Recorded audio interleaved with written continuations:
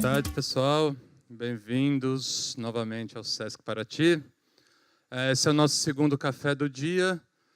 Só lembrando também que o Sesc Paraty tem uma programação regular aqui na cidade, é uma programação que acontece ao longo do ano inteiro e ela só se intensifica nesse momento de flip. E lembrar também que hoje à noite tem a apresentação dos vencedores do Prêmio Sesc. Vai ser às 20 horas aqui nesse mesmo espaço. E vou chamar agora, então, os participantes do nosso segundo café do dia. Tiago Ferro, o Marcelo Moutinho, para mediar o Rodrigo Casarim. Tá bom? Valeu.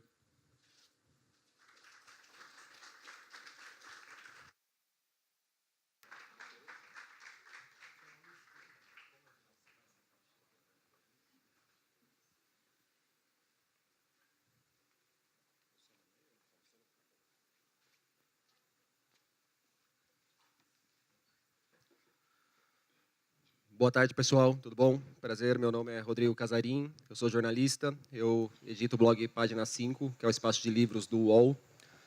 Estou aqui hoje com outros dois tricolores, Marcelo Moutinho e Tiago Ferro, para a gente falar sobre a educação pela perda. Um papo que diverge um pouco, talvez, desse dia de sol tão bonito que está fazendo em Paraty, mas extremamente necessário. E a mesa... A gente vai trocar ideia aqui durante 1 hora, mais ou menos. Depois eu vou abrir espaço para vocês fazerem perguntas, tá? Só vou precisar encerrar a nossa transmissão para o Facebook, que tem o pessoal assistindo aí de casa. E aí a bola é de vocês depois. O Moutinho é autor, dentre outros livros, do Somos Todos Iguais Nesta Noite, A Palavra Ausente, Na Dobra do Dia e Ferrugem, que é o trabalho mais recente dele, que lhe valeu o prêmio da Biblioteca Nacional do ano passado. É um grande contista, um grande cronista e que traz para as narrativas personagens que a gente encontra muito no nosso cotidiano, nas cidades, cobradora de ônibus, cover de astros da nossa música, e que, apesar da gente esbarrar muito com esses tipos no nosso dia a dia, eles dificilmente entram na literatura contemporânea. Então, ele faz esse trabalho muito bem. Já o Tiago Ferro é editor da E-Galáxia e da revista Peixe Elétrico, crítico literário, ensaísta e autor do O Pai da Menina Morta. Quer mostrar a capa? Obrigado. Que é o romance de estreia dele. É uma história sobre a vida depois da morte, sobre qual a possibilidade de se viver após a morte, como encarar o luto. E é um exercício de sensibilidade e inteligência, segundo a Beatriz Sarlo, uma das críticas literárias mais importantes da atualidade. Obrigado por vocês estarem aqui. Quero passar a palavra para vocês, pedir para vocês começarem lendo um trechinho de um conto e um trechinho do romance, e já deixar a solicitação para que vocês falem de como vocês encaram essa questão do luto, da perda, no trabalho de vocês. Boa tarde, obrigado ao Sesc pelo convite, obrigado a vocês pela presença num dia de sol desse. Atravessar Paraty para falar sobre a perda é um ato em si de coragem. Eu vou ler o trecho inicial de um conto chamado Três Apitos. Foi um conto que é inspirado na canção do Noel Rosa, mas que, na verdade, não tem nada a ver com a história, é apenas uma inspiração mesmo. Deu positivo. Sempre esperei ouvir essas duas palavras em sequência, sobretudo nos últimos meses, quando vínhamos tentando quase diariamente. Hoje a tabela está boa, goza dentro, não deixa escapar nada, vamos lá. Eu queria uma menina, ele menino. Vou ensinar a jogar bola, dizia. Você pode ensinar a Carolina a jogar bola também, retrucava eu. Carolina. Ainda não havia sequer a sombra de uma fecundação e o nome dela já povoava nossas conversas. E se for homem? Pedro. Ou João como avô. Os preparativos para o bebê que chegaria mobilizaram a família. Ou melhor, as famílias. Minha mãe se dispôs a vender a casa de vila que herdara da tia Embegarda e ficava no Lins para nos ajudar a dar entrada num apartamento próprio. Parte do enxoval ganharíamos da prima Lívia. A filha dela começara a andar, já não usava mais o berço e a maior parte das roupas de recém-nascida. Meu futuro sogro, fascinado com a ideia do primeiro neto, prometia um reembolso mensal que, sabíamos, tinha muito de entusiasmo e quase nada de possibilidade. Paulo preferia jogar no bicho. Inventava as mais improváveis conexões para justificar as apostas em nome de uma poupança boa para a vida a 2, a 3. O cachorro que cruzou o nosso caminho, a galinha cabidela que um amigo do trabalho cozinhou no fim de semana, o chumaço de algodão a lembrar a lã de carneiro. Se recebia uma senha de espera, um código de acesso, o número logo virava milhar na banca da esquina. Namorávamos fazia 3 anos e 8 meses. Parecia ter se passado tempo suficiente entre afinidades e aborrecimentos para testar a viabilidade da relação. Aos 32 anos, já não acreditava em casais perfeitos. Tinha consciência de que rusgas, idiosincrasias, vacilações fazem parte do pacto amoroso. Tantas vezes me detive observando Paulo sem que ele notasse os atos mais fortuitos, mais desinteressados, até recortar do plano de fundo a gênese de um pai. O pai de Carolina, de Pedro, de João, de quem Deus de bom grado colocasse em nosso caminho. O positivo, no entanto, era para HIV. Obrigado.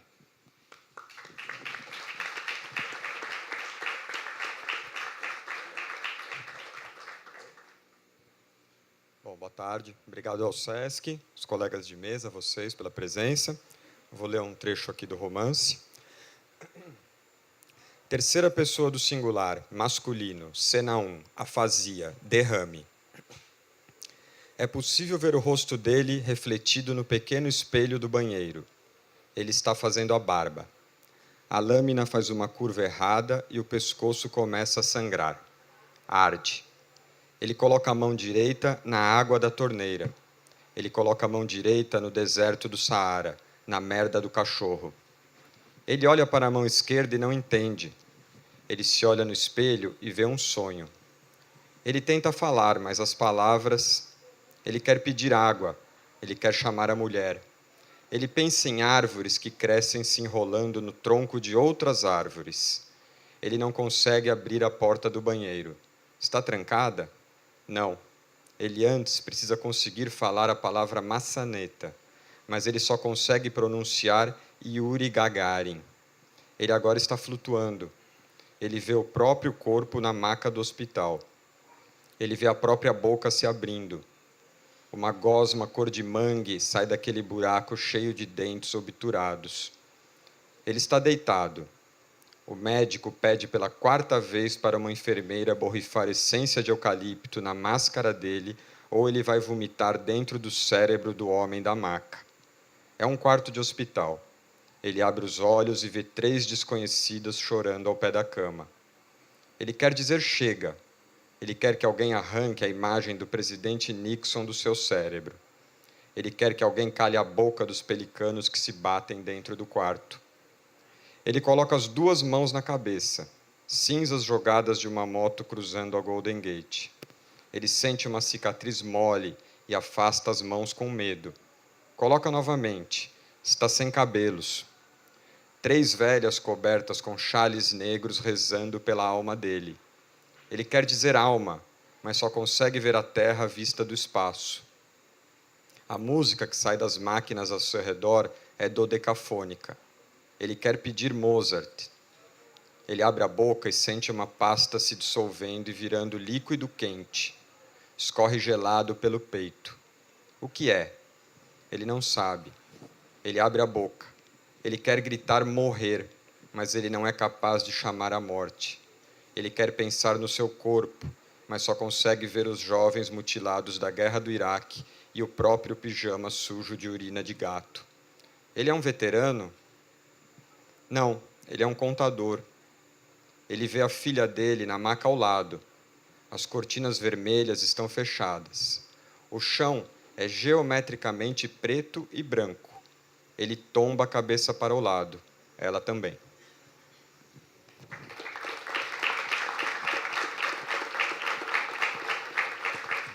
Se puderem falar um pouco, então, como que essa questão da perda e do luto entra na literatura de vocês, como eu tinha pedido inicialmente. Bom, quando fui convidado e li o tema da mesa, eu ainda não tinha lido o romance do Tiago, e me apressei em ler o romance, né? Que é um romance que trata de forma bastante direta desse assunto. E eu comecei a pensar, revendo meus livros, né, em que medida a perda aparecia. E foi muito curioso, porque Já no nome do primeiro livro, Memória dos Barcos, a memória, o que é a memória, senão uma forma de restituir a perda, ainda que de forma ficcional, ou quase sempre de forma ficcional. O Ali Solomão falava que a memória é uma ilha de edição, e de certa forma é mesmo. A palavra ausente, esse sim, um livro sobre perda, foi escrito na esteira da perda do meu pai, que não foi exatamente uma perda traumática, foi uma perda de um câncer, de uma doença e tudo mais, mas é um livro que transita o tempo todo nessa dubiedade, né? A palavra ausente é o vocábulo ausente, aquele vocábulo que está lá no dicionário, mas é a palavra que falta também, porque me parece que toda vez que a gente vai falar sobre objeto ou a pessoa perdida, tem uma certa escassez da palavra. A gente escava em torno daquilo, tentando dar conta de uma coisa que, na verdade, talvez não seja possível de dar conta, né? Talvez a gente escreva muito mais para nós mesmos, né? Para matar essa dor, que é a dor do luto, né? Freud dizia que o luto é uma dor para fora, a melancolia é uma dor para dentro, né? Talvez a gente escreva para expulsar essa dor para dentro, que é a dor da melancolia, e para poder realizar o luto, imagino eu. Na Dobra do Dia, que é um livro de crônicas, também o título sai de uma crônica que trata do momento do crepúsculo, que é o momento em que o dia morre e a noite ainda não começou, né? É um não lugar ali entre o fim do dia e o começo da noite, um lugar de dobra, um lugar pastoso, meio indefinido. E no Ferrugem, que é o livro mais recente, é um livro que trata de corrosão, né? Esse título Ferrugem sai de um poema chamado Cartão de Natal, do João Cabral de Melo Neto, em que, em determinado momento, um poema até que foge um pouco das características do João Cabral, é um poema super otimista, né, inclusive, e os versos finais dizem: e que possa, enfim, o ferro comer a ferrugem, ou seja, uma inversão do processo natural da corrosão. E como os contos, à medida que eu fui escrevendo, eu fui percebendo que todos eles, sobre eles pairava essa nuvem da corrosão, quer dizer, a corrosão que, o passar do tempo, naturalmente, acaba fazendo com que a gente perca desejos, apetites, acaba esgarçando relações. E os contos, embora tenham personagens diferentes e sejam histórias diferentes, estão mais ou menos antenados com essa ideia da corrosão. Eu fui ler esses dias sobre esse processo de corrosão. É uma coisa curiosa, né? Porque o ferro, a corrosão do ferro, ele se dá basicamente por dois elementos oxidantes, né? Que é o oxigênio e a água. E se a gente for pensar, 60% do nosso corpo é composto de água, e o oxigênio é a matéria-prima com a qual a gente precisa respirar para viver. Então, de certa forma, eu fiquei pensando como tinha sido apropriada essa escolha, que eu não tinha pensado exatamente nessa relação, né, com os elementos oxidantes, mas que está ligado à nossa vida cotidiana. Então, de certa forma, a perda está presente em todos esses livros, de maneiras diferentes. Na Palavra Ausente, de uma forma mais direta. O primeiro conto, por exemplo, é um conto que dá-se de uma experiência pessoal, assim como o livro do Tiago. O meu pai teve Parkinson antes de morrer de câncer. Ele teve Parkinson e um dia eu tive que dar um banho nele, né? E foi uma experiência muito dolorosa e muito estranha, porque o natural é o pai dar banho no filho, né? E não o filho dar banho no pai. E quando houve essa inversão me cria um trauma momentâneo que eu acabo expurgando na forma de um conto, que é basicamente a narração dessa experiência, um conto de uma página e meia, em que eu falo dessa inversão, né? E no Ferrugem, que é onde essa presença da perda é menos direta, mas que talvez no Palavra Ausente seja uma perda mais abrupta, e no Ferrugem seja uma perda do processo de perda que o tempo faz com relação às coisas. A Palavra Ausente, eu acho que ele trata da primeira imagem de perda que nos vem à cabeça quando a gente se depara com a palavra. Exato, exato. E o Ferrugem é uma perda que talvez não se dê à frente dos olhos. Ela se dá de uma forma mais silenciosa, se dá de uma forma mais distendida, digamos assim. Tiago? Bom, o meu livro parte de um episódio real, que é a perda da minha filha. Eu comecei a escrevê-lo um ano depois. E em nenhum momento dessa escrita eu procurei, não tive a intenção, e acho que acabou isso não acontecendo de fato, contar exatamente o que tinha acontecido. Então, desde o começo, eu me senti muito livre para experimentar a ficção sem um compromisso de falar do eu, da minha dor, ou procurar a escrita como uma forma de me entender, vamos dizer assim.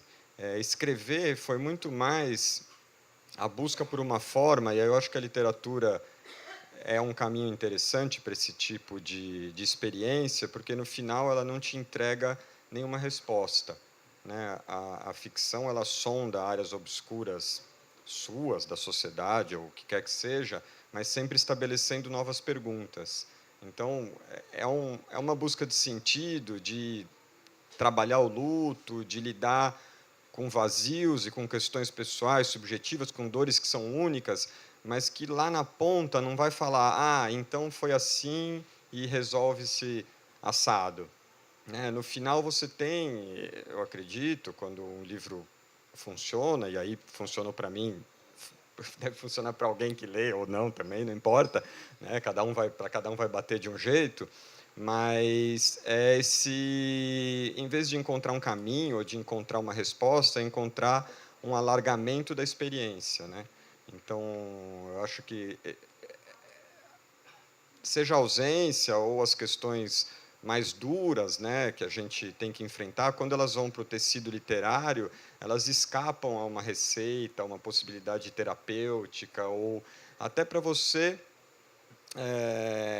conseguir ser honesto e falar, às vezes as pessoas perguntam, mas antes do livro, depois do livro te fez bem, e né, você teria que se conhecer muito antes para saber se depois você mudou assim ou de outra forma. Então, eu acho que a experiência de tratar de questões duras na literatura é justamente iluminar algumas áreas que não estão dadas e que são únicas, porque é uma dor que você abre mão de aceitar os cardápios da psicanálise, da autoajuda, e você aceita que a dor de cada um é só daquela pessoa, né? E você está criando ali uma forma, que é uma forma literária, que é uma forma de viver, e que depois vai se encaixar menos ou mais conforme a experiência de cada leitor, né? Para ativar uma sensibilidade. Então, eu acho que talvez esse seja o interesse de uma elaboração de luto na literatura, que não quer contar uma história como ela foi, né? Apesar de existir uma curiosidade sobre isso.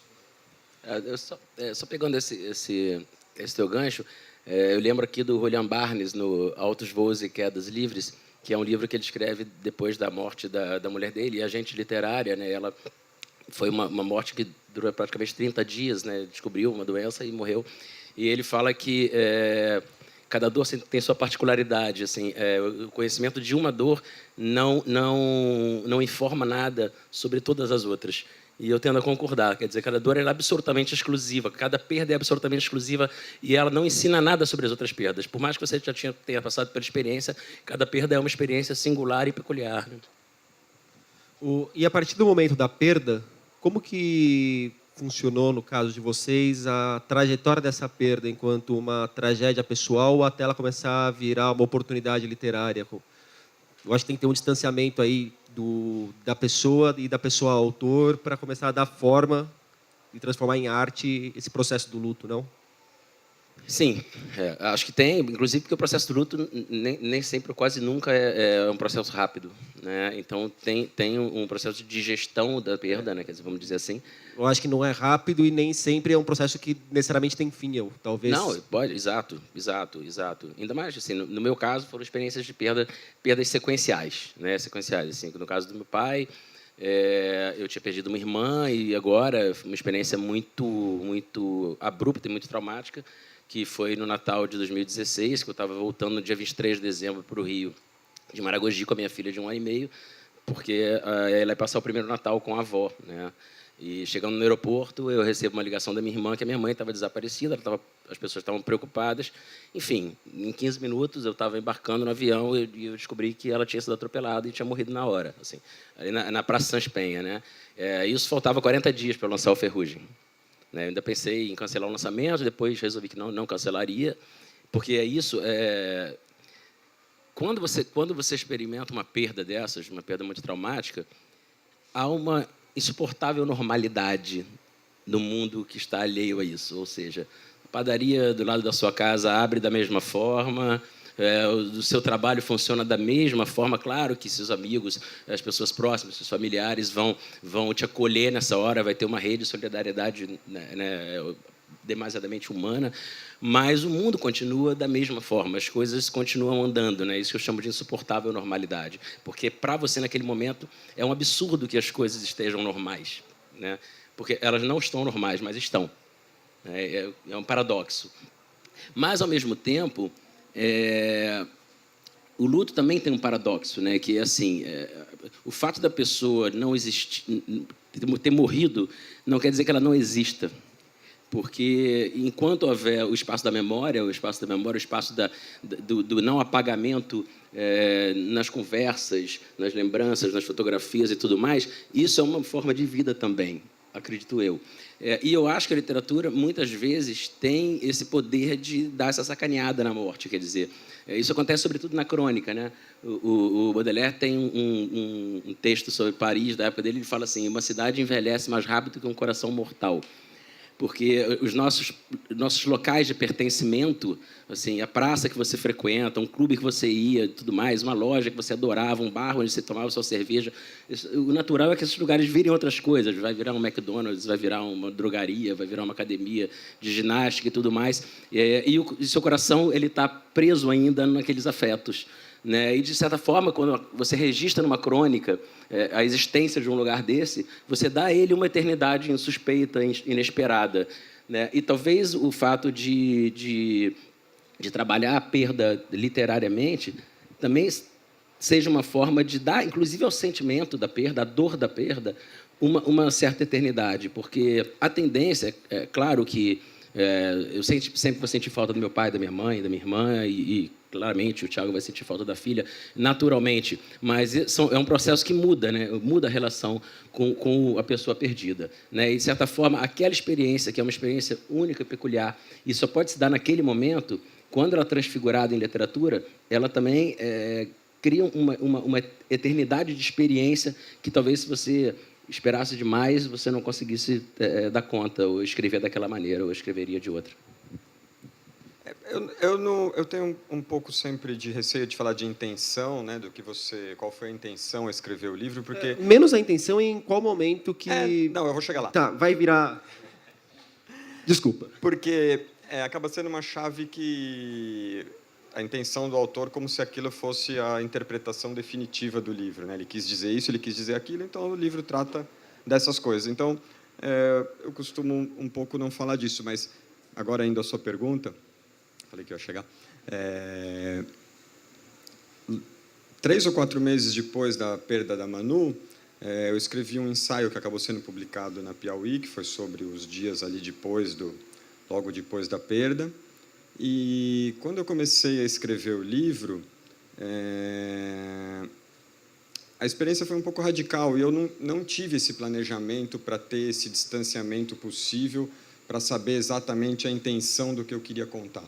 Então, o livro foi um pouco absorvendo as minhas memórias, o que estava em volta, as minhas referências culturais mais daquele momento.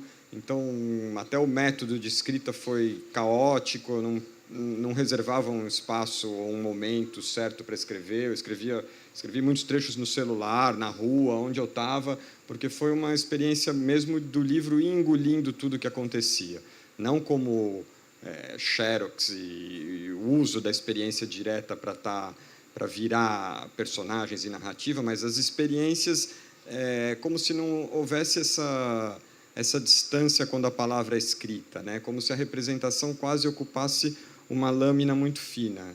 A palavra era praticamente o ato, o sentimento, a memória, tudo ia entrando no livro. Por isso, até começaram a surgir tantos registros, os e-mails, as listas, mensagem de Facebook, ou seja, todo esse universo que é compartilhado culturalmente, seriados, Laura Palmer, sei lá, enfim, tudo que estava acontecendo ali naquele momento, o livro ia um pouco engolindo, porque teve essa experiência de eu abrir mão de ter essa distância possível, de falar, aqui eu preciso tomar um cuidado, porque eu quero contar dessa forma, então o que aconteceu tem que estar calibrado de uma determinada maneira.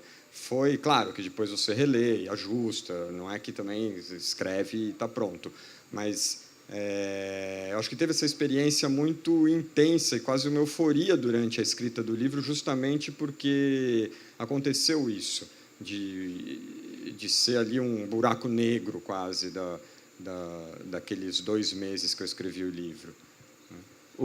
Você falou na hora de reler, de editar, eu ia fazer uma pergunta para vocês sobre esse bastidor mesmo do processo de escrita. São textos mais difíceis de revisitar, de retrabalhar em algum momento? Para estar toda hora voltando ao tema, voltando às lembranças? Não, para mim não foi.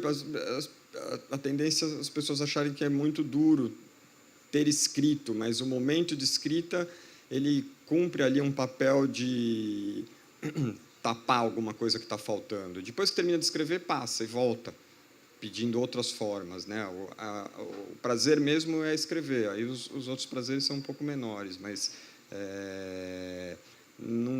para mim, pelo menos, não foi um problema escrever assim, agora eu vou ter que lidar com isso. Talvez uma ou outra passagem mais dura de elaborar, mas, no geral,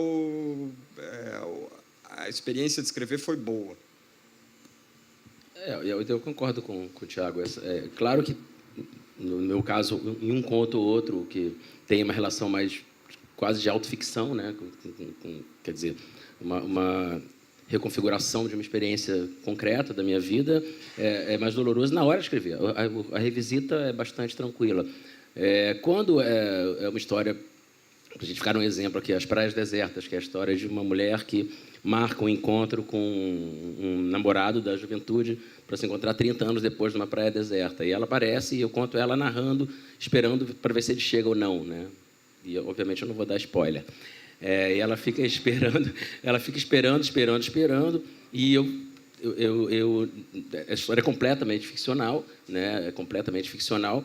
Então, não há essa dor ou esse sentimento ao escrever. Eu precisava caracterizar apenas uma pessoa que passa a vida esperando uma coisa, quase que leva a sua vida tributária a essa expectativa de um sonho sempre adiado e sempre esperado. Mas, mesmo revisitando os textos pessoais, se você for reler em público ou relendo, dificilmente eu releio sem ser em público, porque eu não fico relendo meus textos, meus livros, né? Mas não tem uma relação apenas de um texto, como se eu estivesse lendo o texto de outro autor, talvez. Você não tem o hábito de chegar em casa e falar, pô, hoje eu estou com vontade de me ler? Nem um pouco. Pavãozão. No Pai da Menina Morta, um dos aspectos que eu acho mais interessante é o sexo. O sexo acaba tendo um papel bem importante na obra. De que maneira o sexo e o luto se relacionam na sua visão? Bom, acho que no livro eu entendo que, um pouco fora do que costuma se pensar, uma imagem de senso comum do luto como um momento de rebaixamento total da experiência, de uma névoa, de uma tristeza, etc. Eu busquei mostrar um narrador, ou um personagem narrador, que ele está tentando se reinserir na vida. E depois que ele esteve nesse lugar ausente, né, depois que ele é jogado para fora por causa da tragédia, ele começa a estranhar tudo. Então, é um narrador que vai passando por todo tipo de experiência e ele percebe o que tem de teatro, de máscara em todo o jogo da sociedade, né? Seja a política, os elementos culturais, amizades, algum flerte com uma solução religiosa e com o sexo. Então, nada fica para ele, né? Durante essa caminhada para tentar se reinserir, que aí eu acho que é importante o personagem do Yuri Gagarin, que eu usei porque é aquele cara que, quando foi para o espaço, ele conseguiu estranhar o mundo inteiro de uma vez, né? E aí, depois, né? Como é que foi ir para o supermercado, pensar em trocar o tênis, sei lá, né? Depois que o cara... Né? Como é que ele se adapta de novo à sociedade? Então, o livro trata muito disso, dessa reentrada. E o sexo está ali cumprindo essa função dessa tentativa de se ajustar, né? O livro um pouco um narrador desajustado, no sentido de quem não consegue mais cumprir o papel que é esperado dele, né? Ele sai e, para voltar, a coisa não funciona mais. Agora, o sexo tem uma relação filosófica, se a gente quiser pensar, no gozo como uma pequena morte, né, que é uma expressão dos franceses. Então tem aí um encontro dessa perda de consciência e desse narrador que vai se fragmentando, fragmentando, uma hora ele vira quase partículas, né, naquele final de um amor que se dissolve, que é quase um éter, né, e é uma perda de consciência, que é a perda da consciência do gozo, que é o momento que você mais se aproxima da morte, é esse. O mais próximo que a gente pode chegar da experiência da morte, não estando lá entubado, etc., é o momento do gozo. Então, o sexo e a morte, de alguma forma, se encontram nessa experiência que nem sempre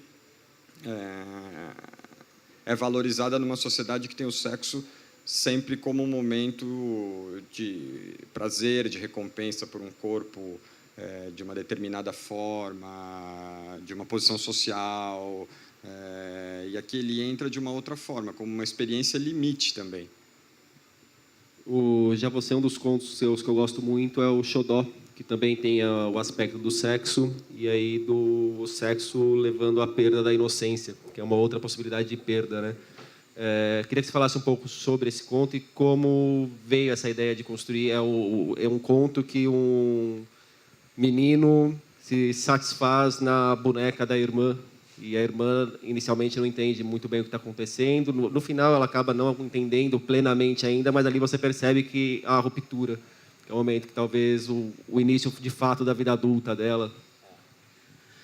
Nisso eu queria, na verdade, trabalhar essa sexualidade infantil, assim, quer dizer, o menino um pouco mais velho que a menina, eles são irmãos e ele está descobrindo a sexualidade e ele começa a descobrir com uma determinada boneca chamada Xodó, que é a boneca da irmã.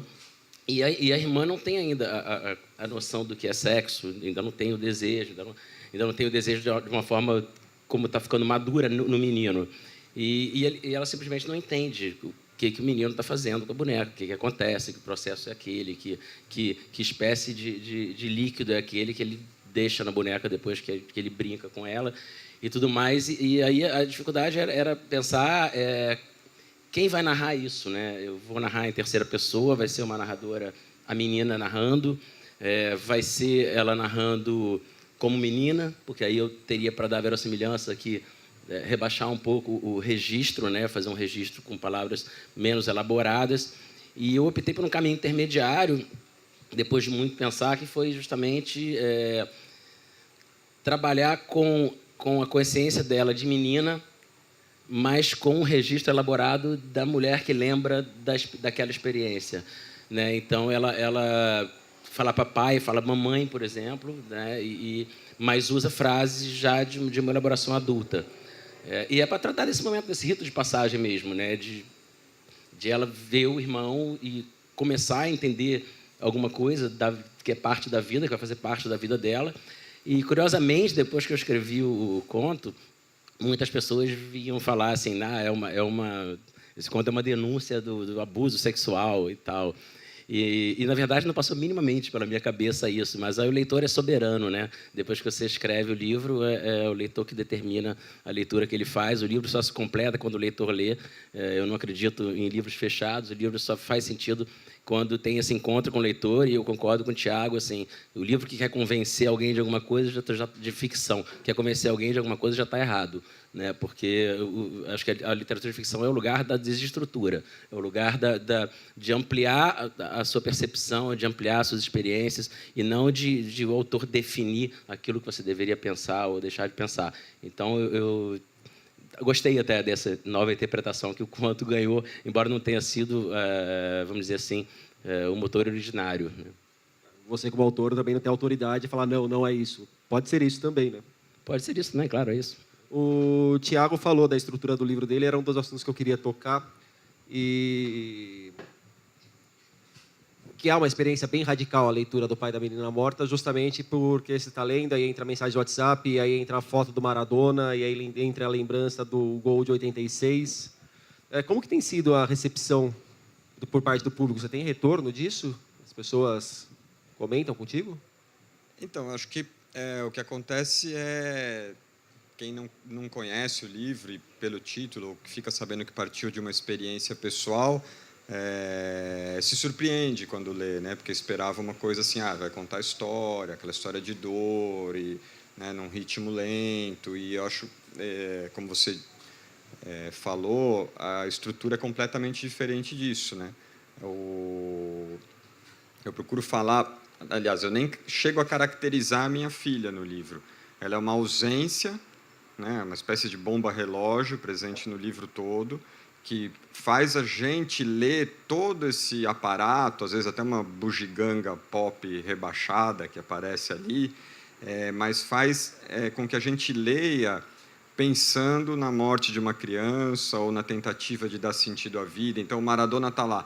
Pô, mas o Maradona falou que foi a mão de Deus que empurrou aquela bola. Então, o Maradona, naquele momento, teve uma experiência, uma euforia, que eu falo depois, ficcionalizando, que depois ele tenta compensar com toda a cocaína da Colômbia, mas nunca ele ia ter aquela experiência de novo. Então, a perda e a morte da filha, ela está gravada em cada letra do livro, sem que eu precise, como eu imagino que as pessoas antes de ler possam imaginar, sem que eu precise contar essa experiência, sem que eu precise falar assim, olha, aconteceu assim, assim, ela era assim, o processo foi dessa forma. Então, isso não está no livro. Então, as pessoas acabam falando assim, pô, você contou de um jeito que eu não imaginava, né? Um pouco sempre, o retorno acaba sendo nessa linha, e acho que funciona desse jeito, uma presença, e a única coisa estável do livro é uma ausência, né? E é uma opção que já trilha um caminho que vai te ajudar a não cair em armadilhas fáceis de literatura sobre perdas normalmente, né? Que a gente vê muito por aí, de cair na autocomiseração, no coitadismo. Não sei se você teve concorda com isso. uma coisa um pouco estranha, que eu não li nenhum dos livros mais famosos de luto e de perda. Eu não li nem A Teoria, nem Luto e Melancolia, nem O Filho Eterno. São livros que eu não li por não ter lido, e que, então, eu nem sei como que eles lidaram na forma literária com essas questões. O Ano do Pensamento Mágico eu não li. Não me interessou ter uma pesquisa para chegar nesse ponto e falar, eu vou trabalhar dessa forma. O que eu posso dizer mais ou menos com certeza é que não escorregou para o muito sentimental, ou para o piegas, ou para o apelativo. Eu acho que quando pega, e pelo que os leitores falam, pega em vários momentos, não é nunca como se esperaria, né? Pega por outras formas, né? É quase uma surpresa em alguns momentos, né? Porque tem essa mistura que você falou, Maradona, o sexo, mas tem lá também o velório, tem a massagem cardíaca, tem, enfim, tem a dor, tem a perda, a ausência, a educação pela perda. Afinal, é disso que a gente está falando, né? De uma questão que acomete a todos e que parece virar um tabu, né? Como é que a experiência que todos nós vamos passar, independente de ser filho, pai, menos traumático, uma sequência ou não, possa virar um tabu na sociedade, né? Uma sociedade que quer que o sujeito siga consumindo até os 90 anos de idade, sem pensar em tragédia, sem que nada corte o barato dele, e de repente, mas um livro sobre luto, sobre a perda da filha, eu não tenho coragem de ler isso. Mas, a tragédia está aí, está no ar, que é o corte da morte em relação a todos os nossos projetos e expectativas, né? A essência da tragédia sempre foi essa. E agora, nessa nossa época de superconsumo, de publicidade, de redes sociais, parece que é um assunto que vira mas falou disso, mas isso é a coisa, né?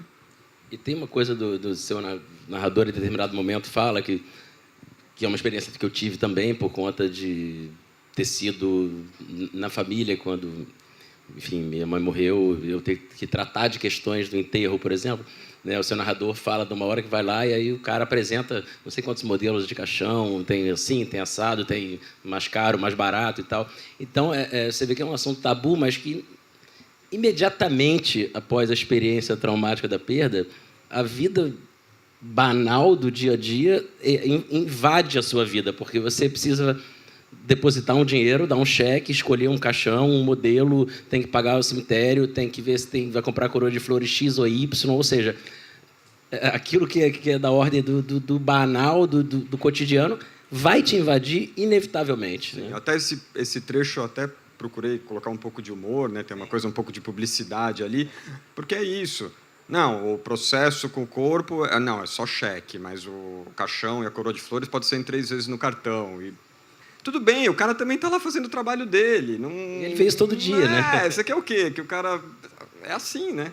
É assim. Nos seus contos, você falou que foi percebendo a perda presente em boa parte da sua obra depois dela já estar pronta. Mas aí, principalmente, eu acho que no Palavra Ausente, no conto relacionado ao banho no pai, você teve algum cuidado específico para não cair no pieguismo, fugir de algumas armadilhas? Eu quis ser o mais seco e sem adjetivo possível, porque...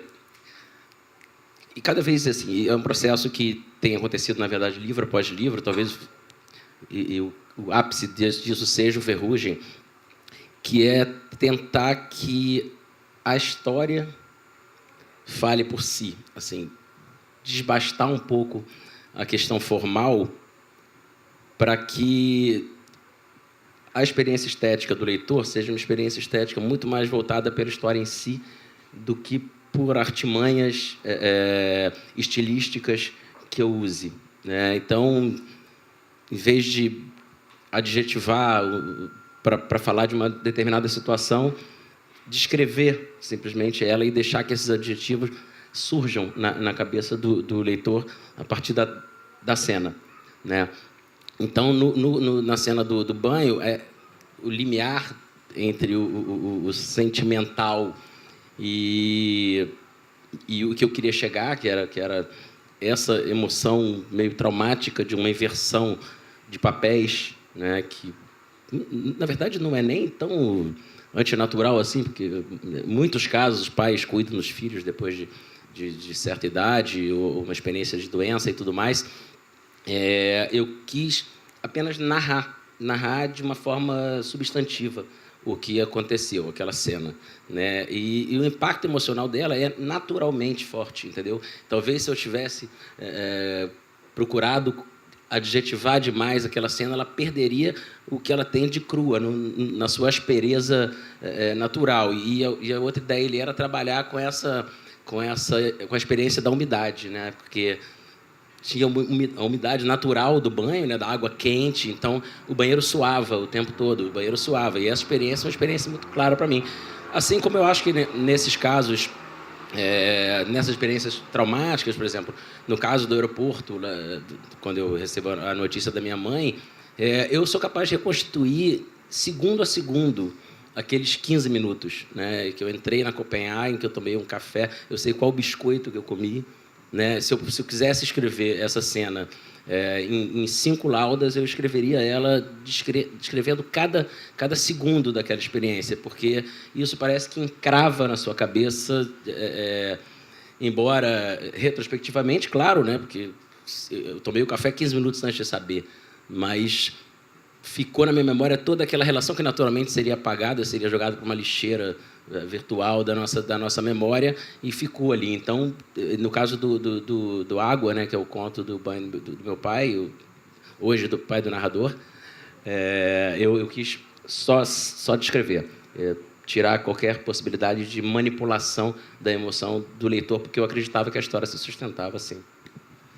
Ainda sobre estrutura, uma posição sua que eu acho super interessante é que você é radicalmente contra aquela história de que livros de contos pode ser lido de qualquer forma. Você pode começar pelo que você quiser. Eu não sou radicalmente por que contra. Isso? Eu não sou radicalmente contra. Não é isso. Okay, você é moderadamente contra. O leitor faz o que ele quiser. Se ele quiser começar no último conto, ele começa.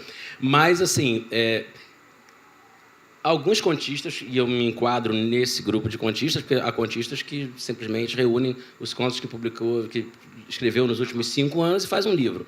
Eu não gosto de fazer assim. Eu gosto que o livro tenha uma certa coerência temática, uma coerência de ambiência.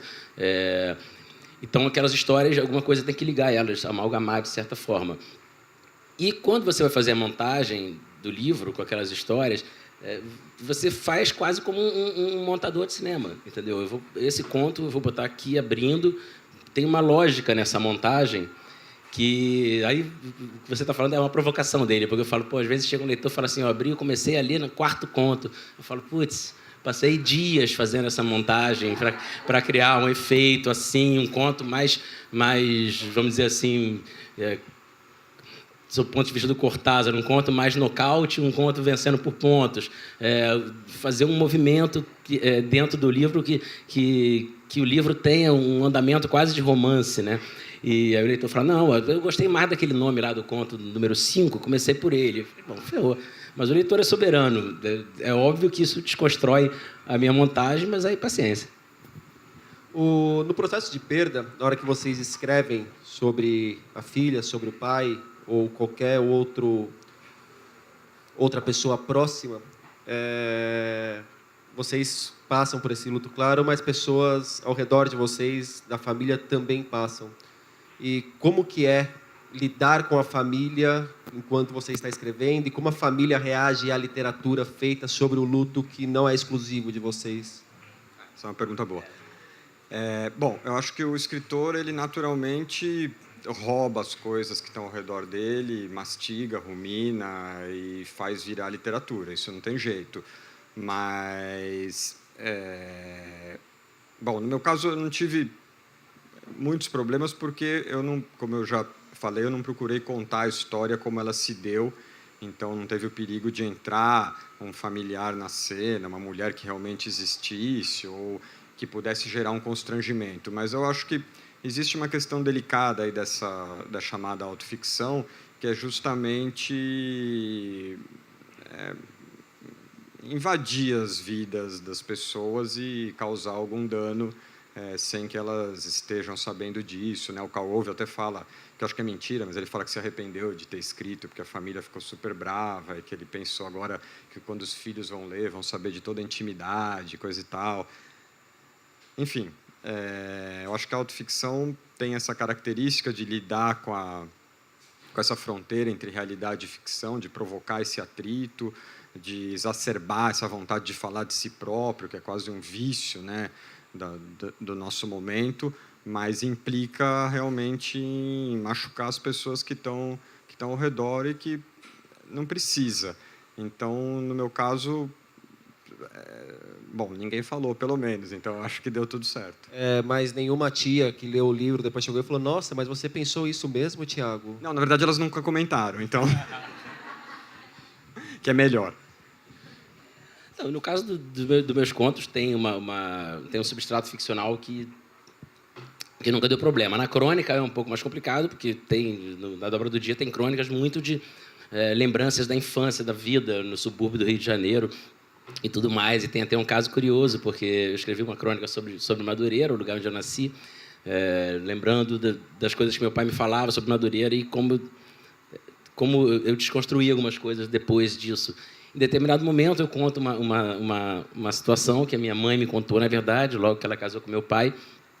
O meu pai perdeu uma irmã muito, muito, muito nova, uma história meio nebulosa na família, porque falavam que ela morreu de amor. E eu acho que ela se suicidou. Mas, enfim, não se falava nisso. Mas então a minha mãe me contou, e eu botei na crônica, né, que a irmã do meu pai, a outra irmã do meu pai, foi lá em casa quando eles se casaram, desejar sorte, e ela recebeu um santo. Recebeu um santo na sala e falou que era a irmã morta, né? E a família do meu pai tem uma relação muito complicada com candomblé, com umbanda, tem uma relação preconceituosa, para usar a palavra correta, assim. E eu escrevi, botei, publiquei, e depois eu me toquei que meus primos todos desse lado da família estão no Facebook. E aí, um dia, eu fui republicar a crônica lá no Facebook, aí tinha Amélia, né? Chamava Tia Meloca, e aí quando eu me toquei, eu falei, porra, eu botei lá que a avó deles, né, recebeu um santo lá em casa, porra, vai dar uma merda isso.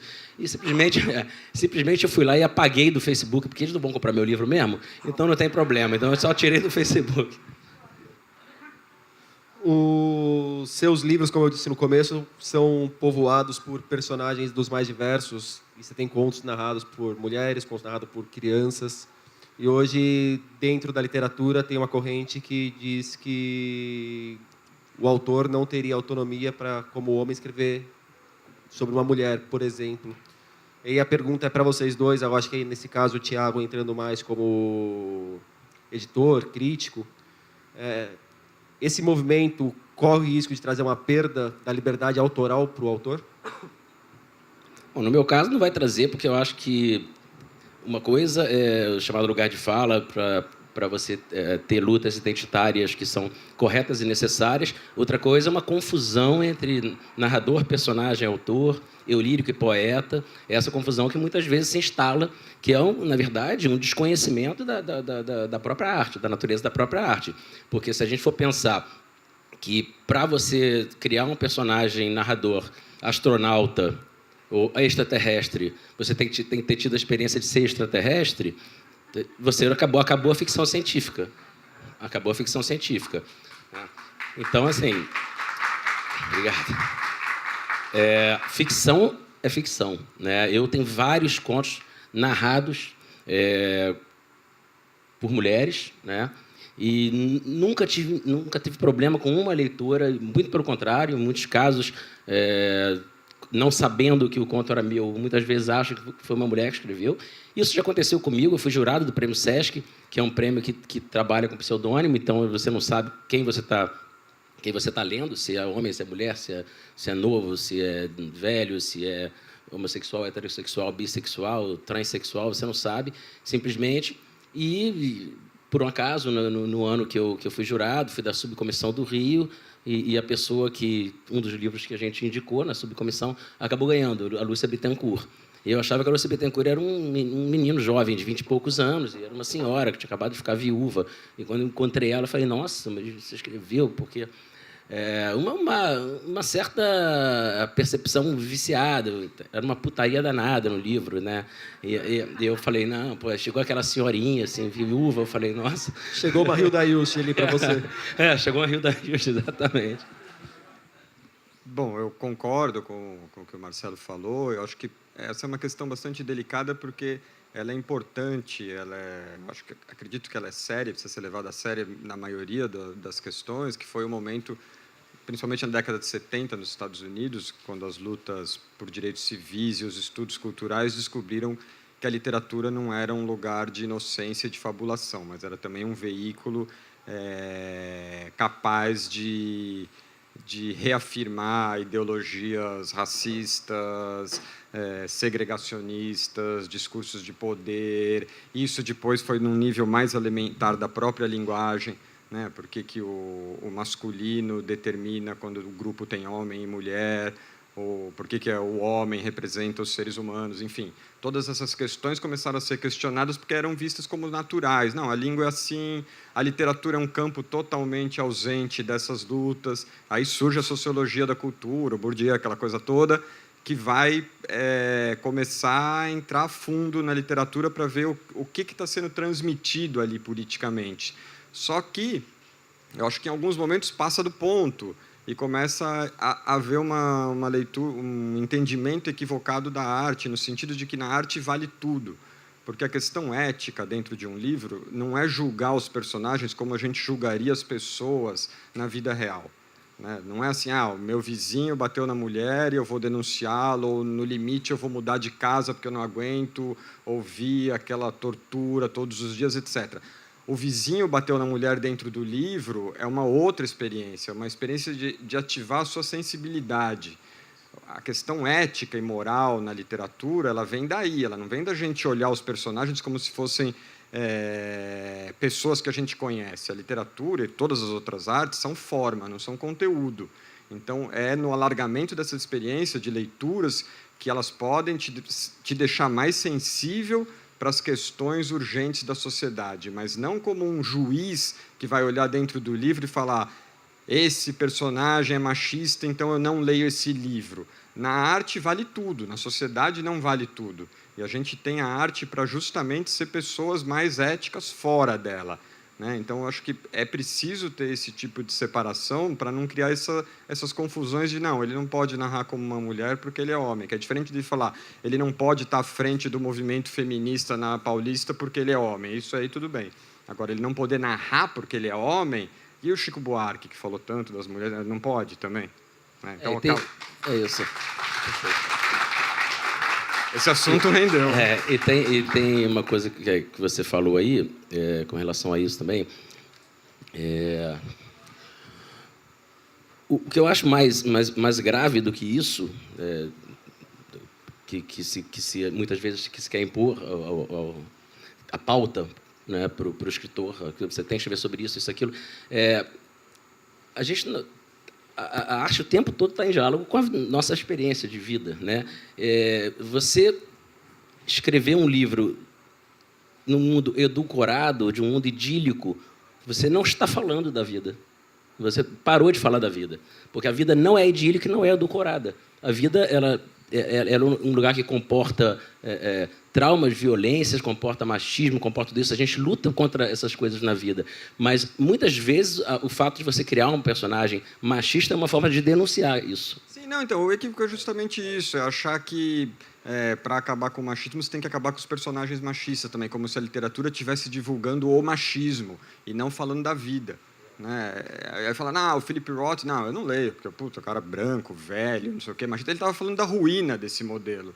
Aquele homem que está sempre se dando mal no fim dos livros. Então, tem uma confusão aí de autor e narrador, que aí eu acho que a autoficção lidou com isso e, no fim, tomou um tiro no pé, porque começou a ser questionada justamente, como é que você, como autor, falou isso? Não é o seu nome lá? Equivocada, né? E do Felipe eu achei sintomático a quantidade de pessoas que eu vi falando que o Philip Roth era um lixo absoluto por conta desses personagens. Então, assim, desconsiderar toda uma obra por causa de um aspecto que poderia, no máximo, discordar desse aspecto. Né? Trazer uma complexidade um pouco maior. Pessoal, a gente está começando a encerrar. A gente está deixando já um abraço para o pessoal que está assistindo pelo Facebook.